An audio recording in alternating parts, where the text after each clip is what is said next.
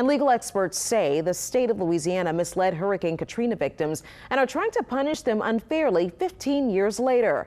Eyewitness investigator David Hammer profiled one such family last week, and it was the top story on our website for 3 days straight. It also touched a nerve with attorneys who reached out to David to say a major flaw in the state's road home recovery program is to blame.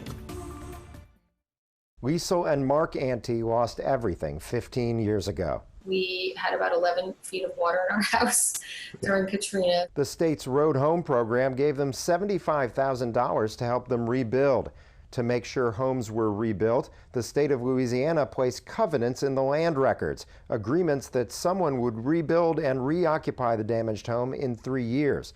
But these covenants ran with the land, meaning the Antees could sell their property and transfer the rebuilding covenant to the buyer. And then the new owners would be responsible for fulfilling the covenant. The Antees reduced the price of their vacant lot by the amount of their grant and sold it to Jerry Harris in 2008.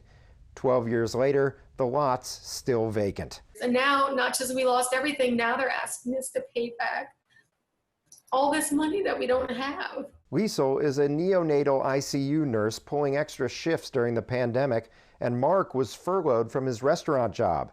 During all of that last month, they got a demand letter from the state, giving them 10 days to pay back at least $23,000. After we told the Antees story last week, several lawyers reached out to us to say the state had made a major legal error. By anyone's estimate, by anyone's evaluation or assessment, this was a vastly broken program. Davita Finger of Loyola Law Clinic says the state made a lot of mistakes when it created the Road Home program in 2006, but the worst one was telling homeowners like the Antees that they could collect the grant, sell their property, and the buyer would be responsible for rebuilding. They were advised that in writing, they were advised that orally by the program advisors. They were misled. Here's a document the Road Home posted in 2007, explicitly saying that if a property is sold and the home isn't rebuilt, the new owner would be subject to the penalties, including repayment of the Road Home grant. The state now says the Antees have to deal with that separately in their own lawsuit against the new owner. They're not sophisticated in the law. They don't have the financial resources to hire an attorney. Another attorney, Stanley Cohn, said the Antees could cite the principle of detrimental reliance to get out of paying back the money. The Antees detrimentally relied on what the state told them to do.